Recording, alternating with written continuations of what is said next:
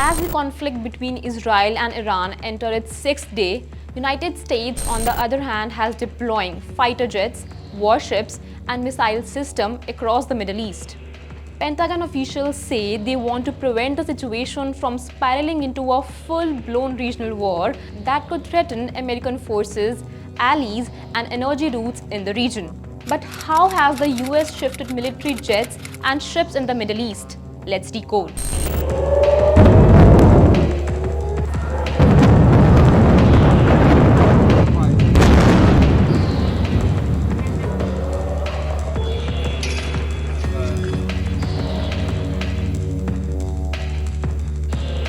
First, advanced fighter jets including F-35S and F-15S have been sent to bases across the region. These jets aren't just for the show. They can intercept enemy missiles and drones and carry out precision strikes if required. Next, warships. A powerful US Navy carrier strike group is now stationed in the Eastern Mediterranean. This group includes warships equipped with state-of-the-art missile defense system capable of shooting down incoming threats before they reach their targets. And on land, the US has strengthened its missile system defense shield, deploying more Patriot batteries and THAAD system at key points to protect not only Israel but also American troops and allies in the region. So where are these assets positioned? Let's understand this by looking at the map of US military. Fighter jets have been deployed to bases in Jordan, Saudi Arabia, and Qatar, giving them quick reach across hotspots. Warships are on high alert in the Eastern Mediterranean and the Red Sea, ready to intercept any Iranian missile or drone that targets Israel or US assets. Missile defense systems have been activated in undisclosed locations but are spread across strategic points, including near key oil routes like the Strait of Hormuz.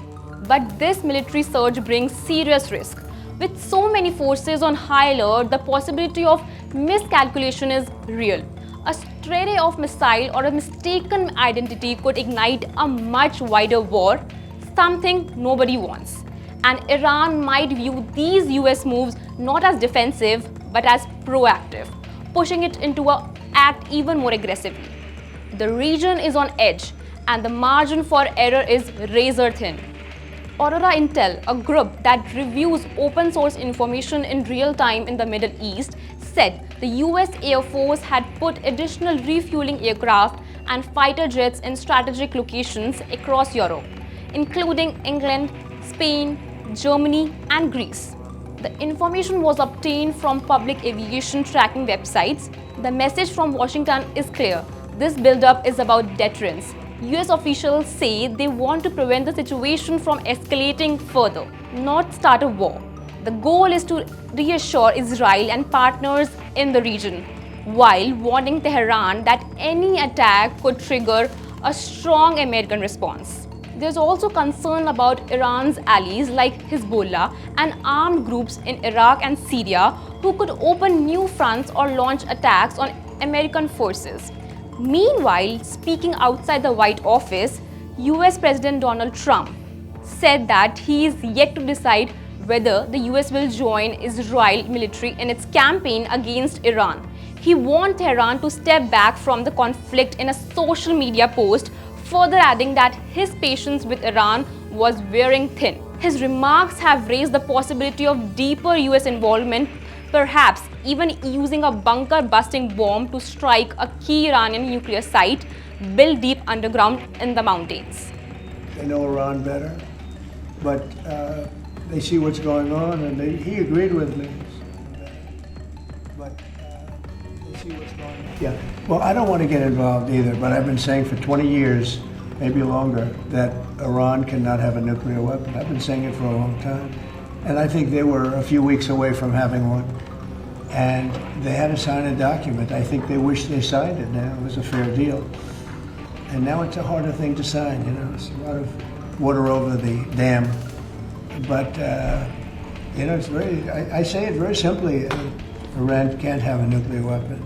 If President Donald Trump opts to launch military strikes against Iran, hostile forces in the region likely won't be able to launch direct attacks against the US homeland. but American military targets in the region will face significant dangers. Defense Secretary Pete Hegseth says officials are providing a number of possible options regarding Iran to Trump, while also focusing on the safety of American forces. The United States already has a sizable forces in the Middle East with nearly 40,000 troops in the region. That number surged as high as 43,000 last October in response to heightened tension between Israel and Iran and continuous attacks on commercial and military ships in the Red Sea by the Iranian-backed Houthis in Yemen. As of now, diplomats are racing to de-escalate tensions behind the scene while US forces remain on high alert. The world is watching closely because what happens next could determine whether the standoff ends in talks or in war. The coming days are critical as Israel braces for possible strikes. Iran weighs its option and the US stands ready to defend its ally and its own interest. Stay tuned, we'll keep tracking every development as the story unfolds. For more such videos, keep watching DNA.